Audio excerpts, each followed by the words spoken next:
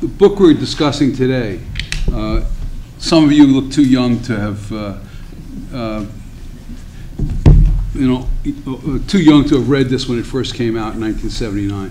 But in 1979, when the Neoconservatives came out, it was the first book about neoconservatism that had been written. And it attracted enormous attention, enormous discussion. There was widespread interest in the book, and the interest didn't fade for many years. Well, it did eventually fade somewhat, and subsequently Peter has come out with a revised edition with a new introduction, which is very much worth reading. For those of you who don't know who the Neoconservatives were, just let me say a very few words, and I want to turn this over to Peter. The Neoconservatives were liberals disenchanted both by the failures of Great Society social programs and by the failures of Jimmy Carter's foreign policy. And they moved over time, in the year after Peter wrote, they moved from being disenchanted liberals to being Reagan Democrats. And today, some would argue that they're indistinguishable from conservatives to court. They're just conservatives, that there really is no more neoconservatism. That's something that's debatable. I'd argue there's still a certain sensibility that's neoconservative. Let me say a little bit about Peter. In addition to writing this book, in addition to being the editor of the very important magazine Commonweal, a liberal Catholic magazine, which I wrote for at one time, and which is a very good magazine. Peter was the religion correspondent for the New York Times, what, for 20 years, Peter? For a decade on the news staff, and then for 20 years of doing a bi-weekly column. So 30 years. It was 30 years that Peter's name was associated with Times coverage and discussion of religion in public life. More recently, he's a university professor at Fordham College. So let me welcome Peter Steinfels.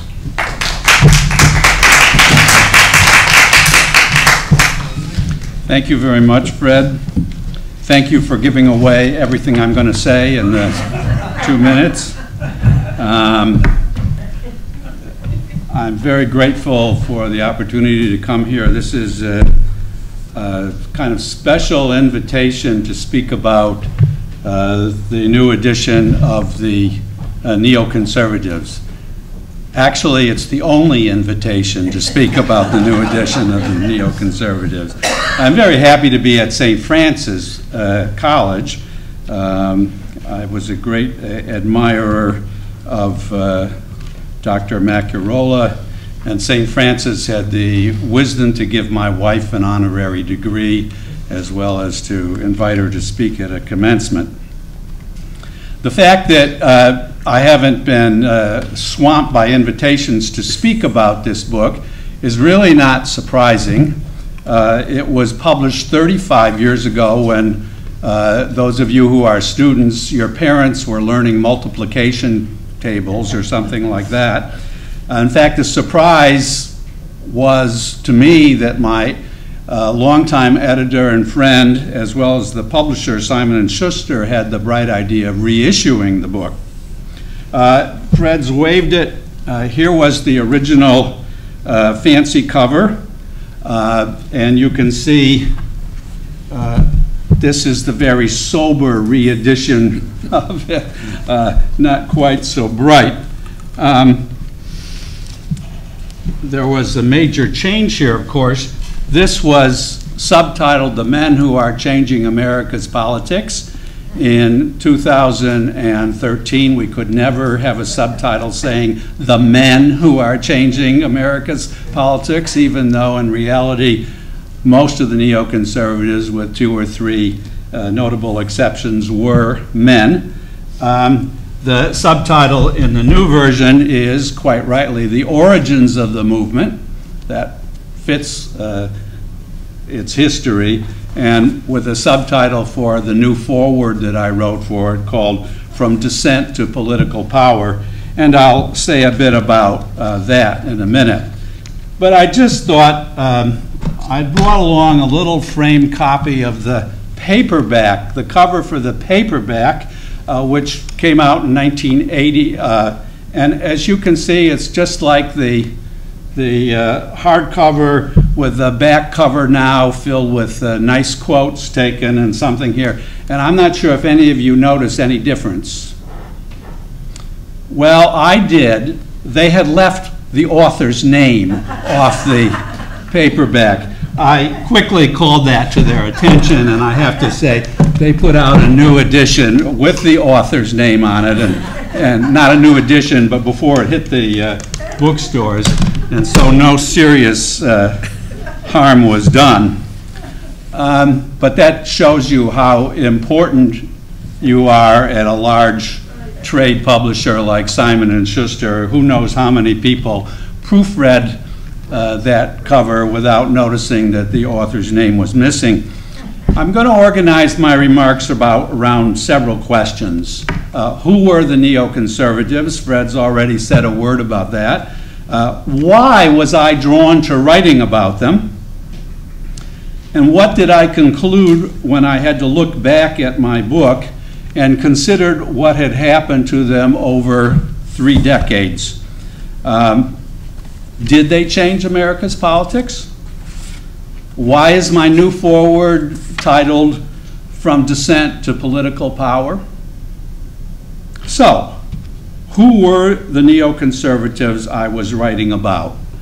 They were, first of all, prominent American intellectuals, and they were largely centered around 2 distinguished magazines, journals, Commentary, then published by the American Jewish Committee, now an independent publication, and The Public Interest, which is no longer published, but had a distinguished career in bringing, in particular, social science thought to bear on public debate and government programs.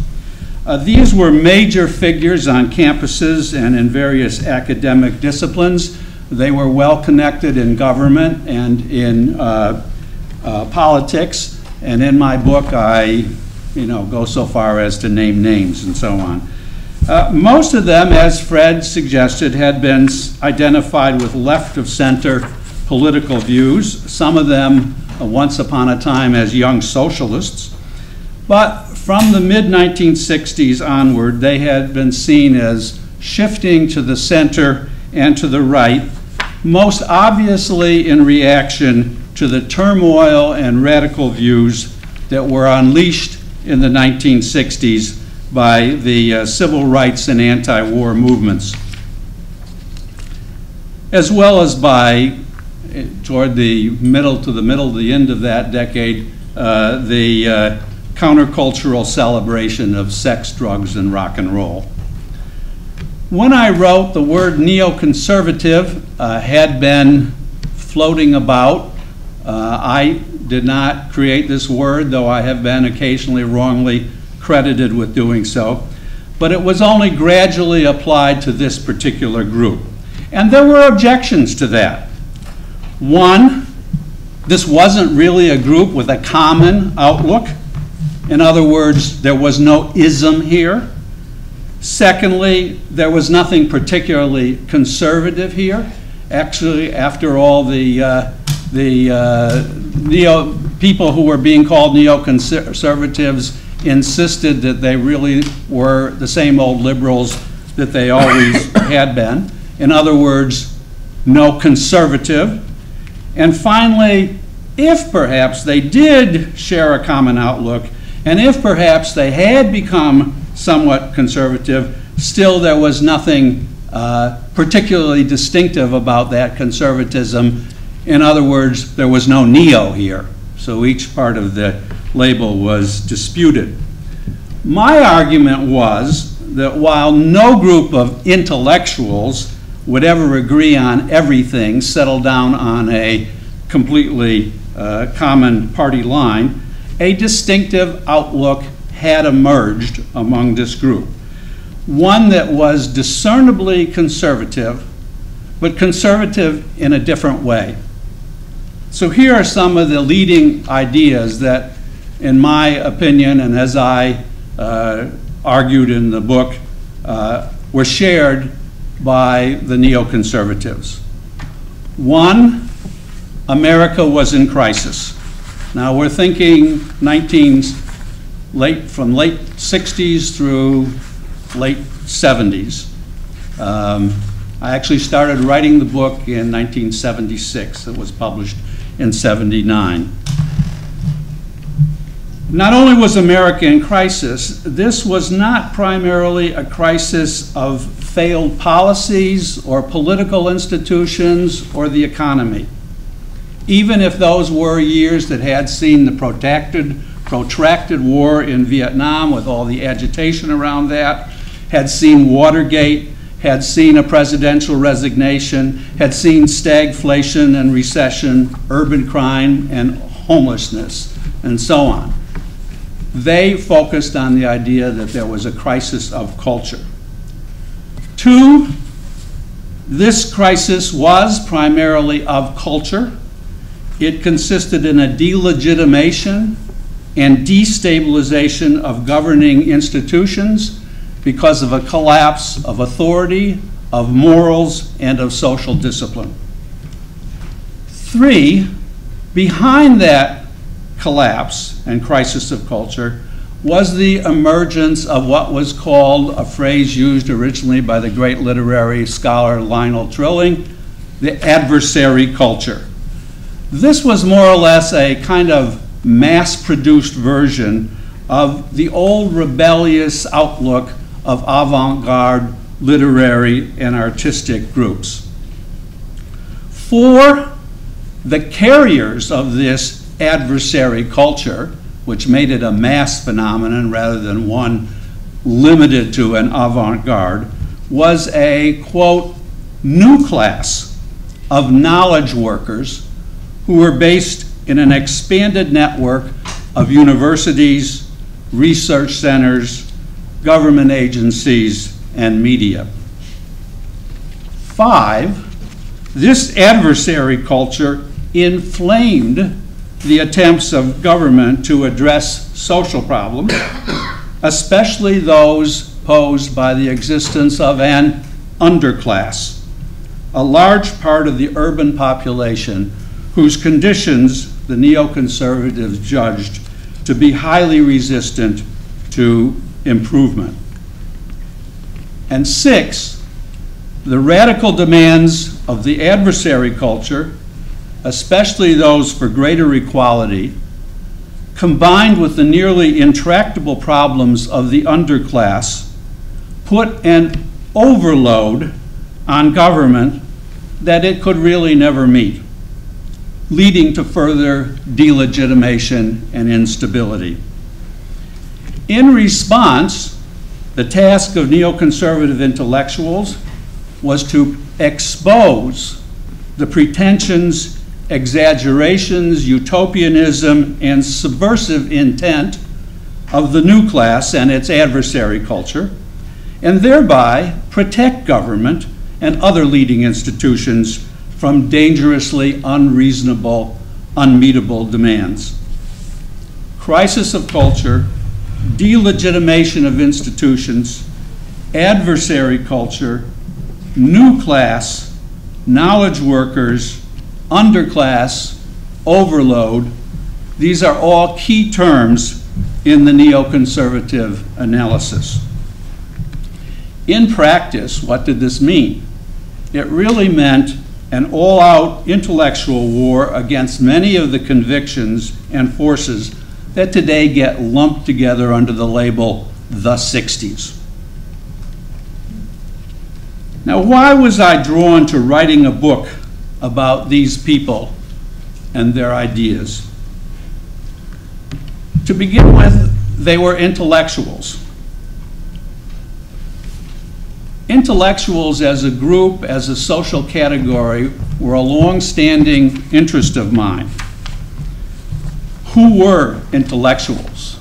Is this a term we can use for Plato, Aristotle, medieval monks, modern scientists, academics, experts? What? In my view, the term should apply to thinkers of a first rank, largely seriously engaged in public discussion, especially public discussion with major political significance, public discussions of a broad sort. Intellectuals, in this sense, had been the subject of political reflection in particular since the day of Edmund Burke, who wrote his famous critique of the French Revolution, which he attributed in terms of its more disastrous aspects to what he called political men of letters. And this was taken up again by Alexis de Tocqueville in his critique of the Revolution. And so in my view, there was a long argument of criticism of the role of the existence of intellectuals, their social standing, their role in political life. A tradition from Burke to the neoconservatives, a tradition which was complicated by the fact that it was put forward by intellectuals. So that a lot of the criticism that they directed toward intellectuals had a kind of mirror effect of reflecting back on them. But as I said, this was a long-standing interest of mine. When I was a graduate student in history at Columbia, I did a dissertation on a group of French left-wing intellectuals in the 1930s. I had another long-standing interest in the whole question of the morality and ethics and appropriateness of using military force. And this was a group that were kind of deeply anti-military. It was a group also, because that had been founded at the time of the Dreyfus Affair, that had a very strong Jewish component in its leadership. And now this anti-military and to a good extent Jewish group of political intellectuals were faced with the rising power and military threat of Nazi Germany. And I was interested in how they had debated these factors and weighed this out. So it was a long-standing interest. They, of course, were faced with a life and death situation which jolted their presuppositions about opposing military power. The neoconservatives were jolted not by anything so life and death, but by a disruption of what they had come to think was a fairly stable American political scene in the 1960s. So that was the first reason I was drawn to them. The second reason was my disagreement with them. To a considerable extent, I was a child of the 1960s. My formative political experiences were in the civil rights movement. Many of my friends from a group called the Young Christian Students went on freedom rides, risked their lives in voter registration campaigns in Mississippi, and so on. And in Chicago, we did our little bit to support them. And then that was followed by the anti-war movement. A young historian, French historian, friend of mine, not friend, actually, she contacted me. I didn't know her at all. She had found my name in the French police archives.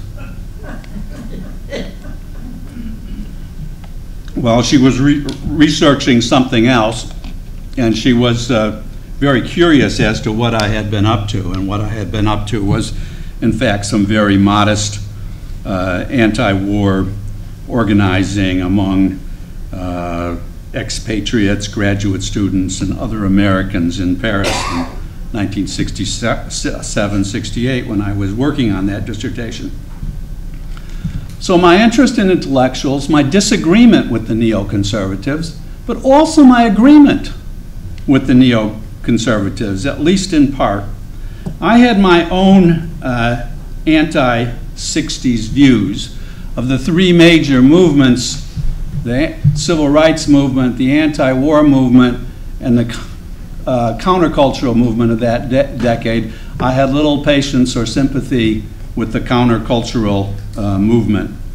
And I had really seen what was called the New Left more or less crack up under the strain of its political activities in that decade.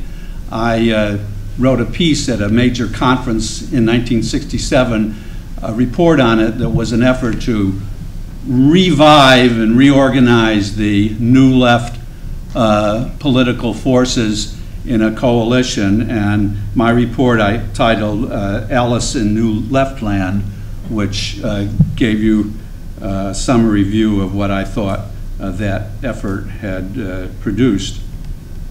I also had a kind of personal, deep moral and cultural conservatism, which I shared with the neoconservatives, and I had an admiration for some of the outstanding figures.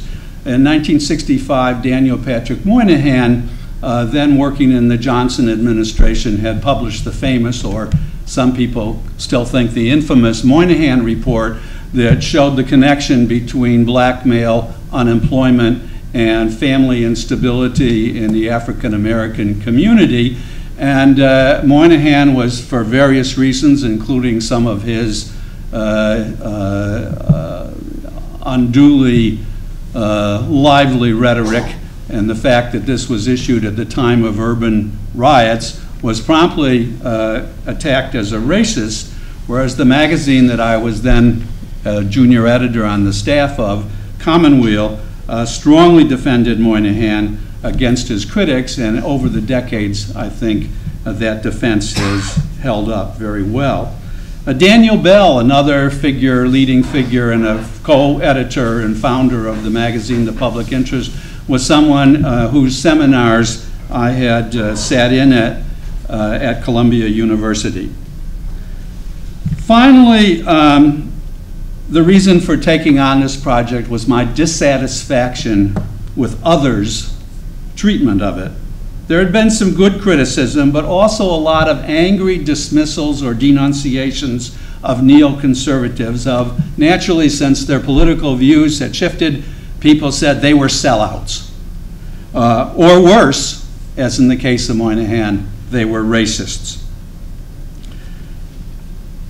Now, from the second sentence of my book, I made it very clear that I was worried that neoconservatism, and I'm quoting here now, quote, preoccupied with certain aspects of American life and blind or complacent toward others, justifies a politics which, should it prevail, threatens to attenuate and diminish the promises of American democracy.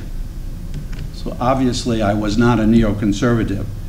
But I went on to praise neoconservative, quote, critiques of contending political views and, quote, its attention to fundamental questions its rivals have frequently overlooked. Not only did I argue, somewhat paradoxically, that neoconservatism, although it had been forged in opposition to much of what the 60s stood for, was perhaps, quote, that decade's most enduring legacy to American politics. And I went even further, noting that American liberals had often lamented the absence of a native conservatism that would be a genuinely worthy adversary in the political arena. I wrote, and I quote, let me not hedge my bet. I believe that neoconservatism is the serious and intelligent conservatism America has lacked. Let me explain that a bit more. Like other forms of American conservatism, neoconservatism, as I just said a minute ago, paid serious attention to questions of cultural and moral foundations that I thought liberalism often ignored. But unlike those other American conservatisms, it accepted the welfare state, and it, quote, displayed no nostalgia for a pre-industrial, rural, or small-town past, or for the romances of frontiersmen, or swashbuckling robber barons. It did not reject the New Deal or the international role of the United States, as some isolationists had. It did not hold out any enticing promise of a greater equality or greater democracy for most citizens, but it did envision a kind of tough-minded modern stoicism or a secular Protestant ethic that offered, quote, the exercise of a modest liberty, a hard-won though uncertain comfort, and the avoidance of utopian fevers. Now summarizing from my new forward, my summary of my earlier argument in the book, I wrote, I found this vision cramped and less than America was capable of, but it was serious and plausible and unmistakably grounded in the realities of contemporary America. So my book was published, as Fred so kindly noted, to a very general positive reception. It had a front page review in the New York Times Book Review, which is always a good thing, if not for sales, at least for stimulating other reviews in other newspapers and publications. The neoconservative reaction was mixed. I got word through friends of friends that some of the major figures thought it was a very fair and thoughtful book. Others thought it was awful. My own view is that a book you write is very much like a grown-up child. You can't follow them around or helicopter in, taking care of them. Once they're written and launched, they're out there doing their thing for good or ill, and one hopes for good. And honestly, like many writers who have spent a number of years immersed in a particular subject, there was a time when I wouldn't have minded never hearing the word neoconservative again. On to something else. But almost immediately I was aware of one particular problem with my book. In 1980, a number of leading neoconservatives had prominent roles in Ronald Reagan's successful campaign for the presidency. I was fortunately, when my book came out in 1979 and I was interviewed here, there, and the other place, nobody asked me the question, did I foresee anything like that? I was very fortunate because my answer would be never.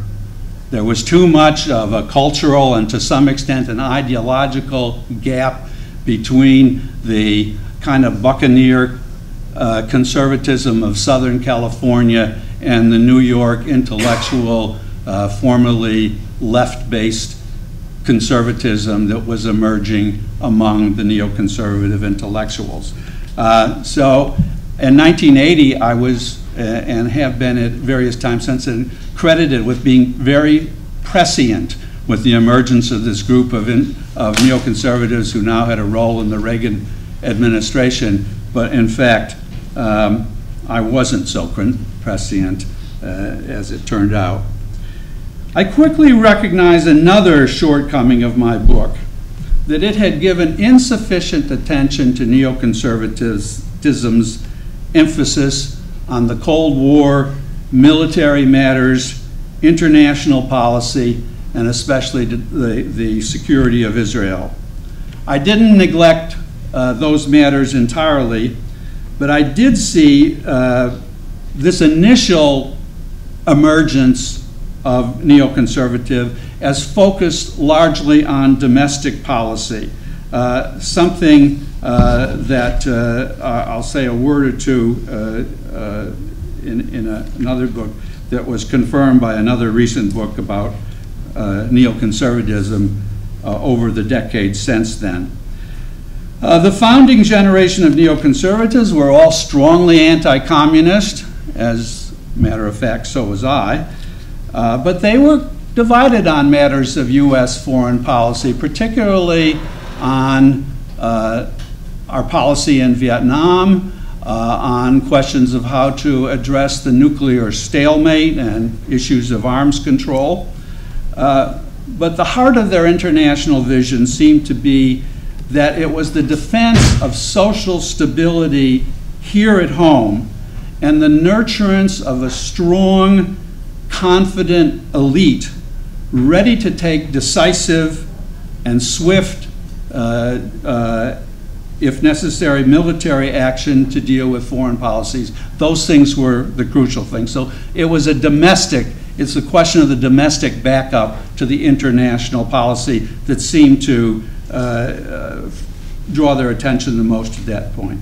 I would never have predicted that by the late 1980s, a decade after my book appeared, Norman Podhoretz, the editor of Commentary magazine, would be attacking Ronald Reagan as soft on the Soviet threat. But on to my final questions. What did I conclude when I had to look back at my book and considered what had happened to neoconservatives and neoconservatism in the 3 decades since I wrote it? As I said before, did they change America's politics? Why is my new foreword titled From Dissent to Political Power? And at this point, again, I suggested this a minute ago, but I should repeat myself. I have to be honest. When I undertook this, I did not feel I had made a lifelong pledge to stalk and stake out neoconservatism for my entire thing. So my observations since then have been somewhat from afar and may not be any different than those or better qualified than those of many of you here. Quite a number of books have been written about neoconservatism since then. As Fred suggested, I really do think mine can claim to be the first serious book-length treatment, but a lot have appeared, some by neoconservatives, some by independent writers, some pro, some against.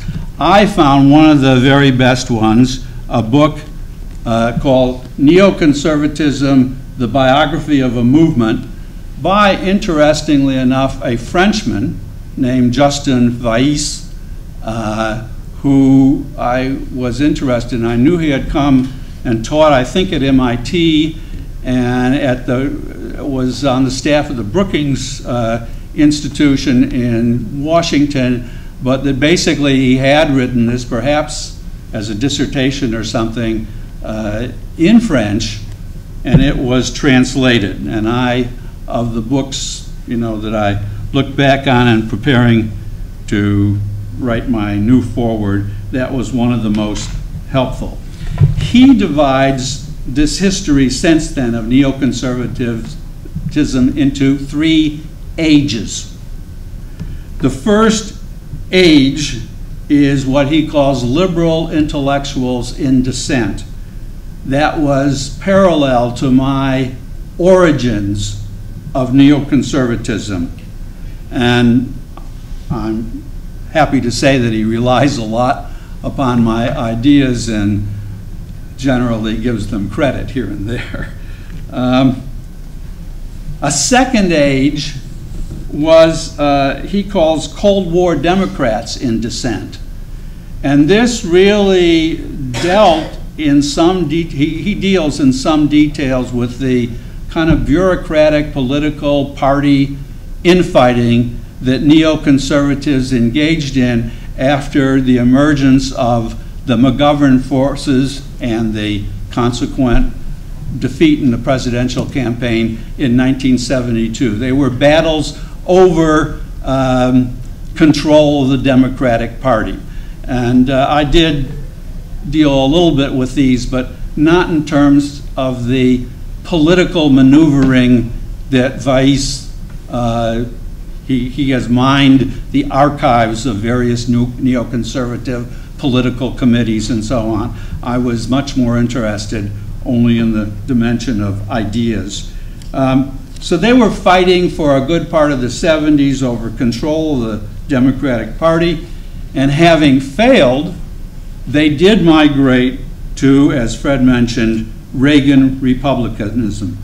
And then in a third age, they focused mainly on an assertive foreign policy with a stress on the buildup and deployment of military power.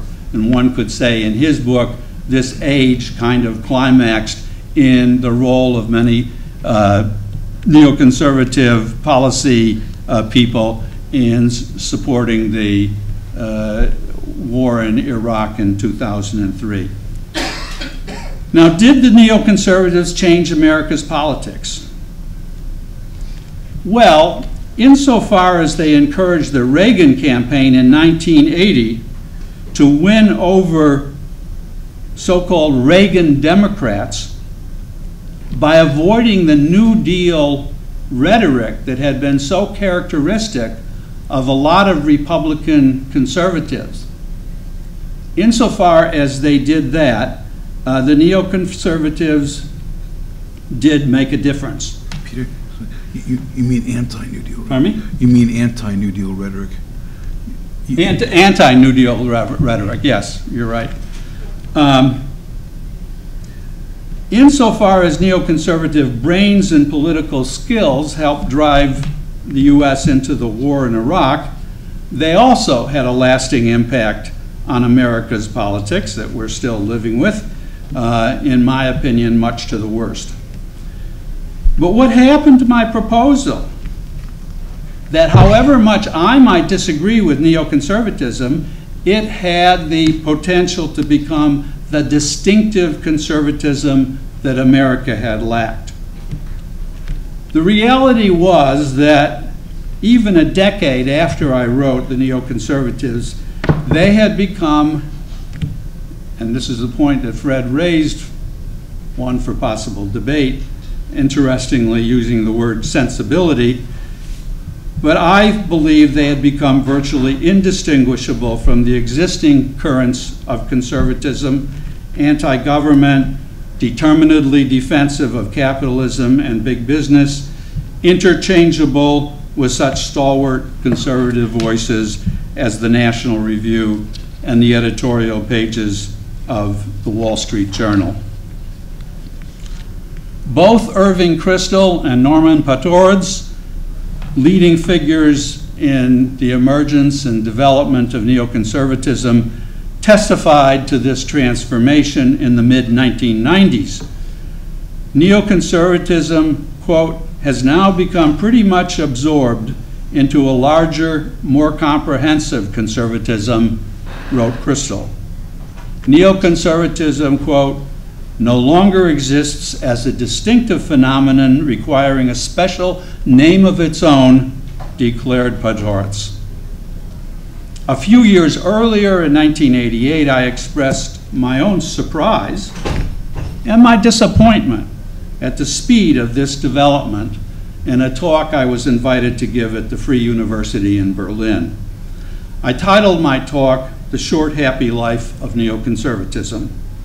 I was referring, of course, to an Ernest Hemingway short story about a wealthy man on safari who manages finally to achieve full personal vigor and vitality only minutes before being shot by his, until then, controlling and unfaithful wife. Perhaps I could have used the title of the 1957 Hollywood satire, Will Success Spoil Rock Hunter? But neoconservatism had lost more than its distinctiveness. In my view, it had lost its breadth and capaciousness. It is hard to write about a group of people. You have to engage in generalization. I had tried to back up my generalizations with many particular examples and quotations.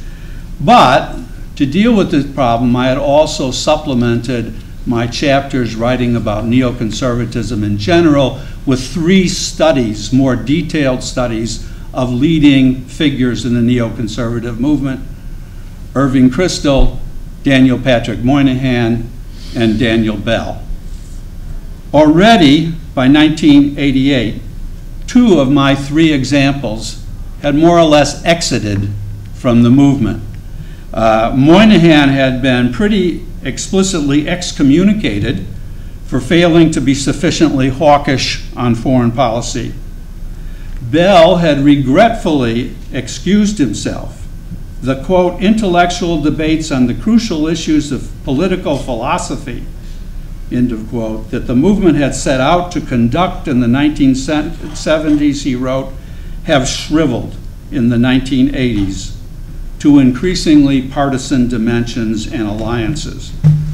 Worse, he said, a defensive, shrill, and denunciatory tone had increasingly replaced the civility that the movement originally tried to instill. So I lost my big wager. I had said, let me not hedge my bet. I probably should have. What to my mind was a remarkable movement of broad-ranging intellectuals with the promise of making a lasting, badly needed contribution to American political thought and action became instead an influential network of Washington wonks and think tank policy proponents pretty single-mindedly advocating an assertive U.S. foreign policy heavily dependent on armed intervention. Neoconservatism will live on. Its policy experts and political operatives are firmly implanted in well-funded think tanks, political organizations, and right-of-center media outlets. As long as the world is riddled with violence, there will always be a possible case for answering violence with unilateral American leadership and military might. And neoconservatives have come to specialize in making that argument, so they're not going to go unemployed. But they're not what I had hoped for. Thank you very much.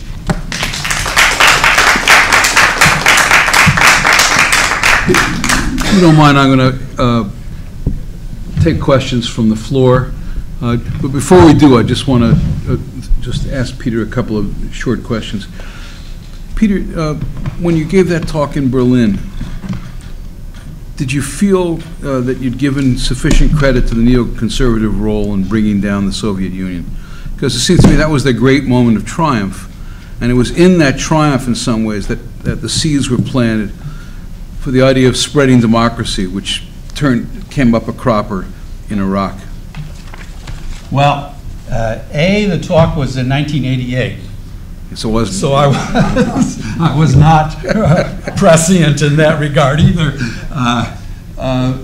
The question of the role of neoconservatism and their influence on Reagan foreign policy, and the role of Reagan foreign policy and the arms built up on the collapse of Soviet empire is a debated one. And I think I would take a position in which I would argue that a lot of other forces, from those internal to Soviet Union, internal to Eastern and Central Europe, beyond in terms of the international human rights movement, Pope John Paul II, the personality of Gorbachev, a lot of other things were important factors in what happened. So the idea of that one emphasis doesn't particularly persuade me.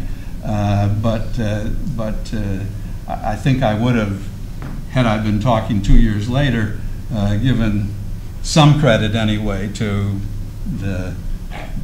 this complicated relationship. But one of the things, Fred, that I did refer to, and I would remind you of, is that when Reagan, having, in the interpretation of many, threatened the Soviet Union with downfall because our arms buildup they couldn't possibly match given their economic weaknesses.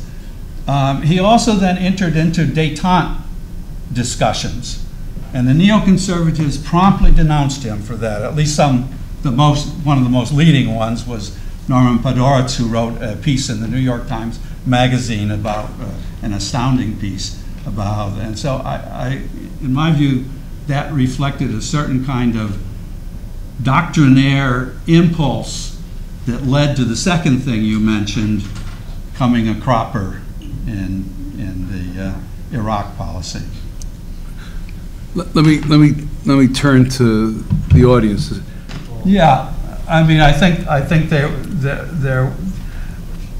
I mean, the nouveau philosophes are probably best represented by Mr. Henri Lévy. What's his first name? Bernard Henri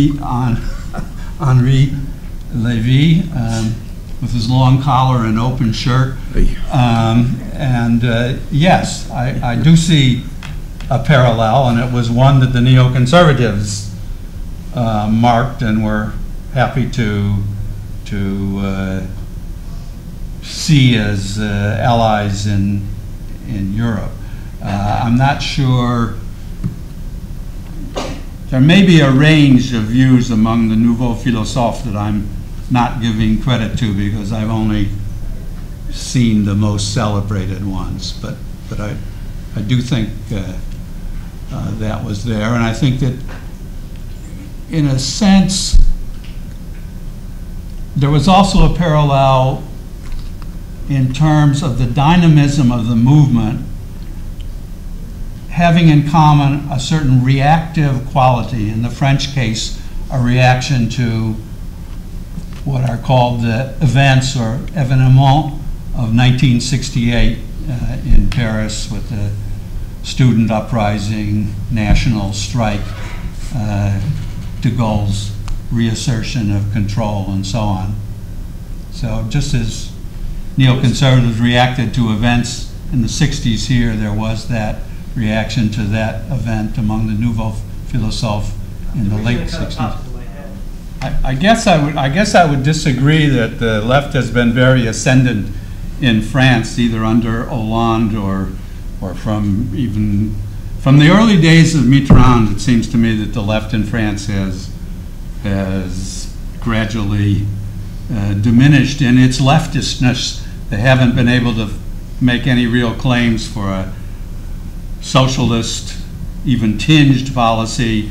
They've just been trying to run the economy maybe a little bit better, but not succeeding at that particularly, and they're in a completely different framework given the European economic situation and constraints on them continentally than Obama has. And if you look at their success, I mean, from an economic point of view, Obama has been much more successful, hasn't done him any good at the polls so far, but he has been much more successful than Hollande has. I guess I really don't see the parallel. I think that the left is in even worse shape in France than it is in the United States, and that the government, it's hardly ascendant. Peter, let me be a pedant for 1 second. The French political culture is very different. In the 2004 presidential elections, the combination of far leftist Trotskyists and far rightists got 52% of the vote. We're not in that situation, so that you can only push. And the Nouvelle Philosophie you're talking about, Eamon, they had just been Maoists. They just discovered anti-communism. The French situation is very different than ours. What's frightening to me in America, and I don't agree with what Peter just said about Obama's success, the median income continues to decline under Obama. Inequality has increased dramatically under Obama. The top 1% that Occupy likes to rant about has grown much wealthier under Obama. These issues are not the French problem. The French problem at this point leaving aside Strauss-Kahn's problems in a hotel room, and he would have been the French prime minister now instead of Hollande, and probably would have done a better job. He's a more competent guy, is that they really don't want to be in the European Union anymore. And so, I mean, let me stop. But it's a very different framework. Gentleman right there. Thank you for the pedantry, Fred. I agree. Well, I think that in the original generation of founding fathers and a few mothers of neoconservatism, they were certainly firm, explicit, articulate defenders of most of the institutions of the New Deal. They had no interest, for example, in privatizing Social Security or privatizing in what respects possible medical insurance, Medicare, and they were open to the expansion, but skeptical. The expansion of welfare state provisions as reflected in the Great Society programs under Johnson. And I think that was a real difference there between their point of view and what was the general stance of at least the public image of American conservatism. Now, there's an overlap there. I don't know if one calls Richard Nixon, who won sweeping victories at the polls, traditional American conservatives, but he certainly, on this point, was closer to neoconservatism than the Republican successors. Peter, just want to add one thing. The book is very good on how the question of the underclass will come to dominate people's thinking. This sense of how did this happen, and why hadn't we assumed in the '60s, Moynihan had assumed. I take this from direct conversation with him. Had assumed that social sciences really had a grip on poverty. So where did the underclass come from? Why was it seemingly so impregnable? And you know, all these years later, we see this is a problem for both parties, for any point of view. No one has a good idea of what to do in dealing with the underclass. What's about that? Well, I think that the neoconservatives might have seen, at least some of them might have seen it that way. I find the idea that in the 1960s, liberals had in fact become neo-Marxists as just not the reality. I mean, there were radical and very vociferous and public and visible strands of revolutionary expression, like the Black Panthers and so on, and some of the as I said, crack-up wing of the student left. But that your mainline, either base or political elites and Washington forces and so on, of liberals had become neo-Marxists. No, I agree with you. That's a perception that was... But there was an element of that. It was an element that I think may have motivated neoconservative intellectuals, partly, and maybe more than, maybe to a large extent, because of their social position on campuses, where that kind of stuff was much more rampant, on elite campuses, not on state universities, where the knowledge class, the growing professoriate and so on, consisted of growth in dental schools, business schools, and so on, and were certainly not neo-anything, except neo-professional maybe.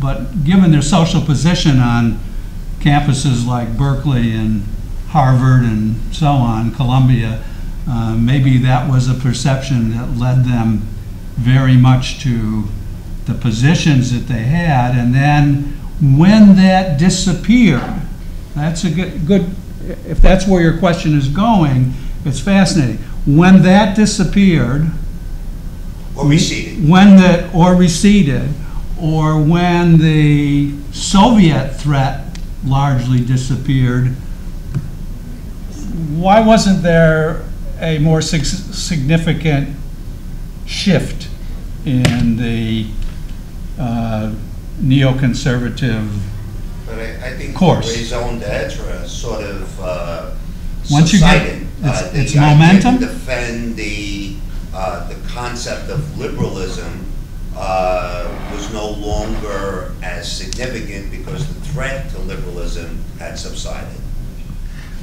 I don't have an answer to that question. I've seen this debated about why, particularly, I mean, I think there's good evidence that particularly departments of humanities and social sciences are heavily weighed in the direction of Democrats and liberals, although I really am not convinced by the arguments that have been made that they're weighed further to the left as radicals or anti-capitalists or something like that. But so the question is do people self-select? Do people use the promotion, recruitment, and tenure process to reinforce views like their own? Why are conservatives, and there are a lot in the university, but they are located in economic departments, business schools, law schools, and so on, and some in science faculties and so on, and how that works. Is it a conspiracy? Is it self-selection? Is it natural tendencies? Personally, I think it's a bad result. I think it's unfortunate that any of these disciplines, whether it be the business school and the economics department or the humanities and the social sciences, get dominated by a certain point of view that everybody quietly adjusts to. That, you know, you don't bother to, unless you're a naturally aggressive, you don't bother to make your case or present a different position. Just an anecdote, many years ago, after I guess, when the 60s people had graduated into university life, I remember going to the Columbia bookstore and looking over the reading list and the books that were there on the shelves for Economics 101. And at that point, I guess Economics 101 was being taught by maybe those neo-Marxists that was referred to there. That's what I would conclude by the character of the assigned reading for that course. And I looked at it and I said, to my own distress and my view of my moderate liberalism, I said, oh my goodness, this is sure to make a generation of libertarian free market capitalist enthusiasts if these Columbia students have any, you know, proper contrarian tendencies. So that kind of domination, I think it's a bad idea. Exactly how it comes about and whether it's exaggerated. I'm a faithful reader of the editorial pages of the Wall Street Journal, and I can tell you that if you find in the University of Nevada a case of liberal neo-Marxist domination, it'll make an op-ed piece in the journal. So exactly the truth, but I think there's good evidence to show that there is at elite universities, there's too much of a monochromatic political character in those particular fields. Good question. Thank you for the opportunity to refer to the several waves of conservatism that we've had. Religious right, Tea Party, and a very strong libertarian current all of them to some degree overlapping. What I had hoped in 1979 was that the neoconservatives would constitute a force within American conservatism, which would, in fact, prove to be an alternative to what emerged, those three waves, which I consider relatively unsophisticated and ideological, and not having many of the intellectual merits of the original neoconservatism. So that's part of my disappointment. And to the extent to which neoconservatism has not been able to make itself a force that would be an effective alternative or critique of those currents within American conservatism, I think it's to our loss. And I think it has something to do with the, you know, the kind of political paralysis in which we find ourselves today. And I think that that's what, in fact, was the basis for the disappointment, not only of little old me, but of figures like Moynihan and Bell. Let me direct a question to Frank. Frank, it seems to me when I think about different kinds of conservatism, two enormous changes take place. One is the shift from an interest in big business to small business. And the second is the increased emphasis on federalism and constitutionalism. These are always there. But they become, is this a fair take to see? I think this now. Amy, let's let Peter. Well, frankly, I'm not here to discuss the Obama presidency and the downfall of the United States and the West in connection with it. I disagree very strongly with the whole picture you've painted of the horizon, in which you pick out in a classic example a New York Times op-ed piece in your account favoring pedophilia, the legalization of pedophilia, and you make that a representative case for, or something about incest in Germany, for a wide political portrait. I mean, one would have to get into the weeds about specific policies, and I'm not the one to do it. I have been since 1988 and going to work at the Times, focusing a lot on religion, very complicated questions. I am a cultural and moral traditionalist. I am, in fact, a opponent of abortion. I have a lot of views, but I can't paint the picture the way you've painted it.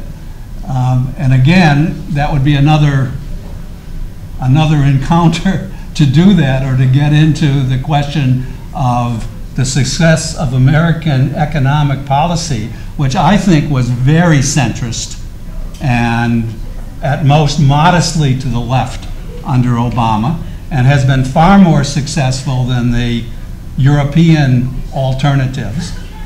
This is all complicated stuff, and again, it takes, you know, detailed engagement with it.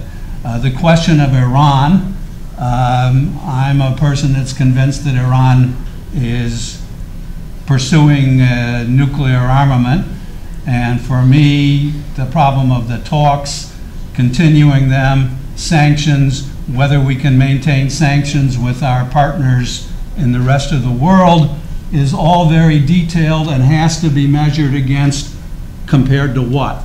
What is the alternative policy that we can find? But again, those are very specific debates, which I actually didn't come to talk about. Peter, let me just. I have a question for you, Fred. When I get a chance. Fred, I just want to make. There is a sense that the traditional political structure of Western democracies is changing.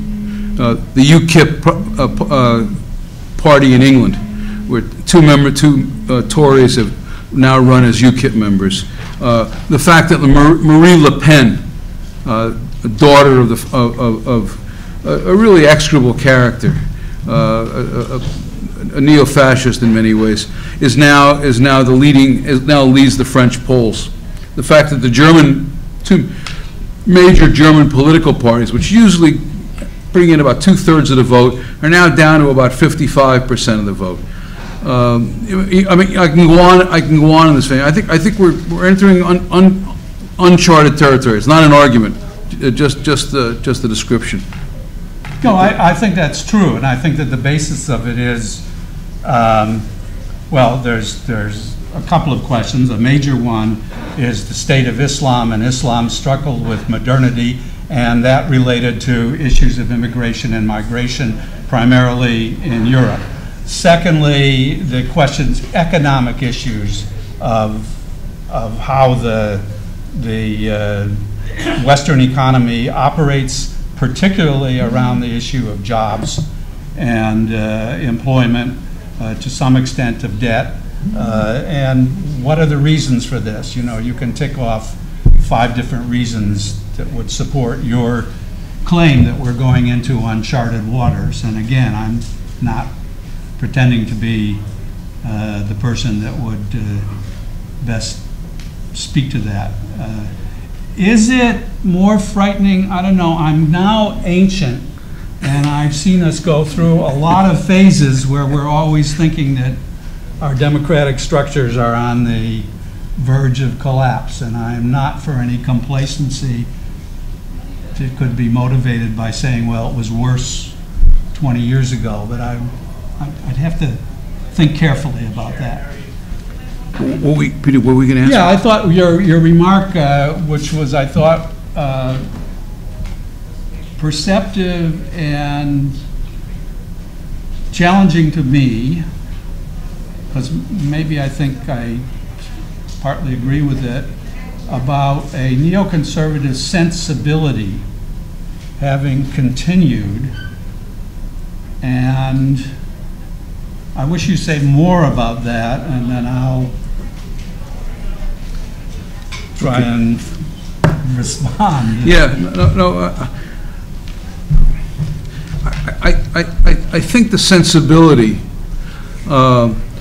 goes back to the sense of the fragility of democratic institutions. I don't think they're challenged in most of the country. I think in much of the country, democratic institutions are doing just fine. But if I look just at New York State for a minute, which is where a lot of neoconservatives live, we had 2 record low turnouts. De Blasio was elected, and the Times heralded, I was talking to Mary about this a minute ago, heralded a huge sweep. Well, there was a record low turnout. We haven't had a turnout that low in New York City elections since before women are allowed to vote. And then this is followed, there's a 20% turnout, this is followed by a statewide turnout of 18% for Andrew Cuomo. So let me give a brief answer then. I think the rise of public sector unions is central to, and I talk about this in the book that some of you know about, The Revolt Against the Masses. The rise of public sector unions, I think, drains the life out of New York civic life. There's a sense that the public sector unions own the public sector. It's their business. There's no business for anyone else to show up at the polls. Having said that, as this last election suggested, in much of the country, small d democracy is alive and well, and will continue to do well. Anyway, sorry to go on so long. Fred, I mean,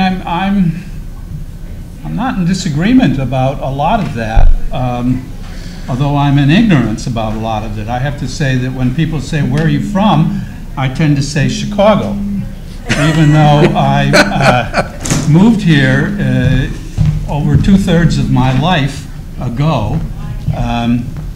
But I was, I cast my first vote for Richard J. Daley when I was 21. And I'm confident that I'm still voting in Chicago all these many decades later. Dead or alive.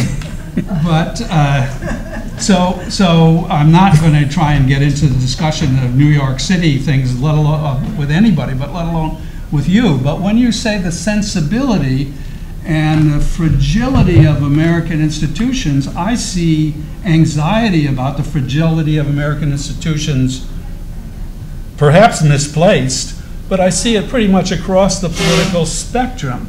I wouldn't, can you be more specific about the sensibility? And I would say, you know, my impression is that neoconservatism focuses on the sensibility.